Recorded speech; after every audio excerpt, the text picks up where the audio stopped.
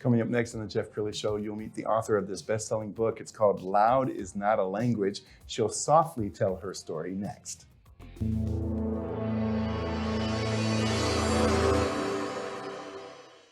Many are predicting that the worst is yet to come, which is unfortunate, said one person here.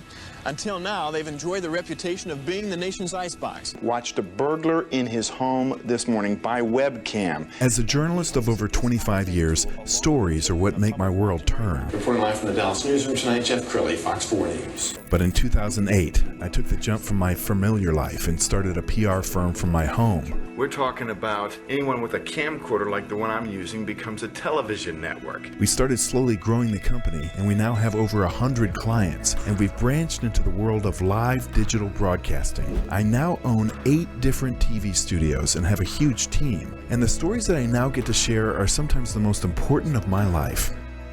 Life has a funny way of coming around full circle. This is the Jeff Crilley Show.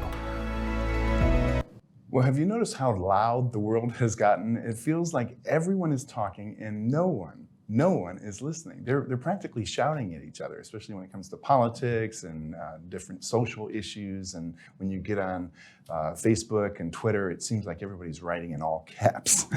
Well, a young lady who knows something about that is the author of this best-selling book. Brenda Harkins is in studio. The book is called Loud is Not a Language. Thanks for coming on the show. Thank you so much for having me. I'm excited to be here. Well, I'm dying to hear how this all started for you. It started unexpectedly. I was at a dinner in October of 2016. So we're talking 2 weeks before the Clinton-Trump elections. And it was just a dinner with some acquaintances, business acquaintances, and the conversation turned political. And one of the people said, "So what do you think about our next woman president?" And all of the Clinton supporters were like, "Yes." And all of the Trump supporters were like, "What?" And it got really loud. It got loud with attitude more than volume. And people were making accusations toward one another, accusing them of things when they literally, these were business acquaintances that really didn't know each other's personal lives well. And so I'm sitting in the middle of the table feeling like I'm at a tennis match. I'm just like watching the next volley come. And I kind of sat back and just thought, what? This is wild that these are intelligent, professional people who have no idea that right now, what they so badly want to draw people towards, they're pushing them away from because of the attitude. And so I'm just sitting there thinking, I don't know what to do. I don't know whether to say something, whether to not say something.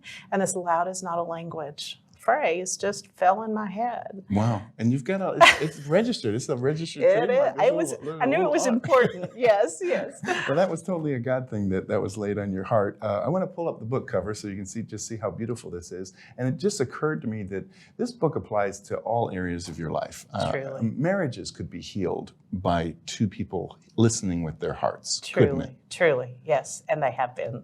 And they have been. That makes me so excited because I've seen this with marriages. I've seen it, in families. And then, of course, in business, it's important as well. But there's not an area of our society that isn't loud, including in our homes. And the principles in this book work. Sure. And let's talk about listening with your heart, because I find that a lot of people will kind of fake listen. They're not really listening. They're waiting for their chance to give their opinion. Yes. So what does a heartfelt listening look like? Yeah, well, it's not listening.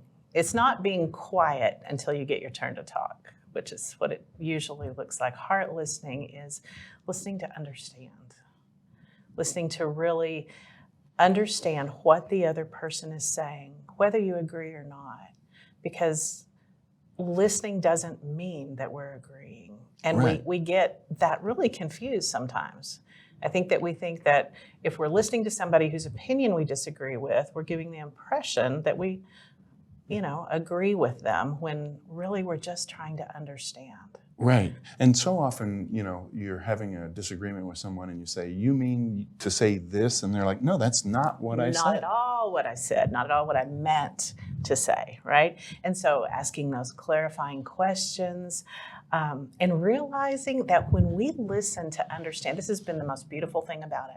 When we listen to understand, really, really understand, it will build what I call trust bridges between people that you would never think would have a relationship. But then there's ongoing influence and impact in relationship that blesses both parties. Yes. So, yeah. And I urge my viewers and listeners to go to her Facebook page and start following her on all her social media platforms, because you have these amazing tips. Here's one of them. I want to talk to you about pulling up a chair today. You know, when you see somebody, you're maybe out at a restaurant and a friend comes in, you haven't seen in a while, and you just, pull up a chair, come join. We're inviting them into a conversation. We're wanting to hear from them. We're wanting their company. Well, what if we entered into conversations that are those harder conversations with the same attitude of pulling up a chair? You know, there's an acronym that's used in Loud is Not a Language for CHAIR, CHAIR, and it's courage, humility, authenticity, integrity, and respect. And in each of the hard conversations that we all have to have sometimes or need to have, we need those things. We need the courage to be able to step in the first place, the courage to take a look at what's really going on inside, some humility to realize that where they're at is every bit as important as where we're at. Authenticity. If you're not real, it doesn't matter. Manipulation's smelled a mile away. Integrity takes a look at the heart motives. Why are you wanting to have these conversations in the first place? And would you trust somebody that had the same motivations you do? And respect. The last one, respect is huge as far as building bridges that where trust is the foundation. Respecting another person. You don't have to respect their stance. Just respect the fact that they have the right to have that stance, you know, and respect who they are as a human being with gifts and purpose. Next time you have a hard conversation, think about that and invite them to pull up a chair in a deeper way than we normally think of that.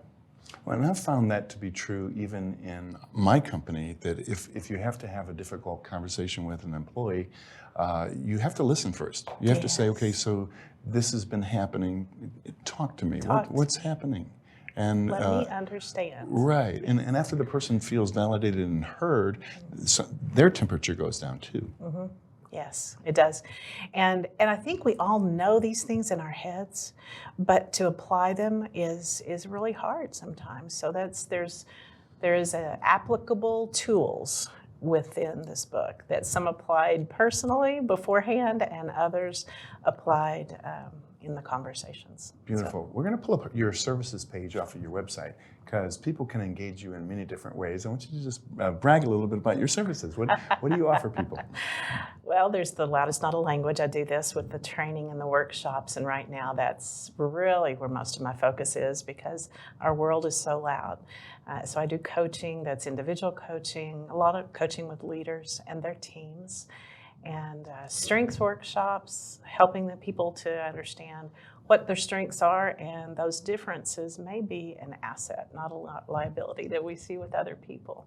And then becoming your own VIP, really, that's understanding your own voice, influence, and purpose. And so that's more, I do a lot of that with the nonprofit world, but with whomever. That's outstanding. And I know in most companies there are departments, and sometimes the departments don't get along.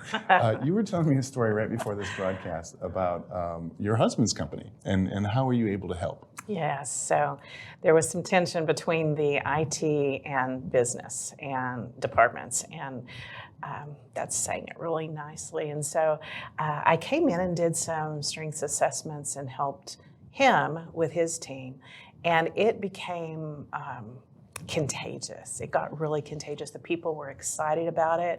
They were like, oh my goodness, that's why you do what you do. I didn't understand that. So things that were irritating became assets, and it's like, oh, I hate doing this. You love doing this? Let's swap, and so they began working in their sweet spots, and other departments started recognizing it, and so my husband didn't have time to mess with it, so I was voted in for that, and I got to work within the division that was local here in the DFW area, and then ended up going throughout the United States and Canada, because it went viral through the organization, and that was very exciting. That's beautiful. And I know your faith is important to you. Spend a couple minutes talking about your faith. Yeah, my faith is very important to me. And really, I've been meditating a lot on Isaiah 61:4, because what it talks about is the impact that we can have when we've been through hard things and we're on the other side of those, the impact that we can have in restoring those things that have been torn down. And so that's a lot of what I love to do. We've got about a minute left. Final thoughts. What would you like to leave people with? Final thoughts. I would love to leave you with any relationships that you have that you think are hopeless, they're not.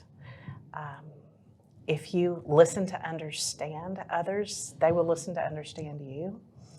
And respect builds bridges that you never dreamed could be built. And so I encourage the bridge building. Outstanding. What a blessing. Thank you for sharing your heart and your wisdom with us. We're going to leave people with your website, which is loudisnotalanguage.com. Brenda Harkins, thanks for coming on the show. Thank you so much. That's it for now. Bye-bye. We'll see you next time.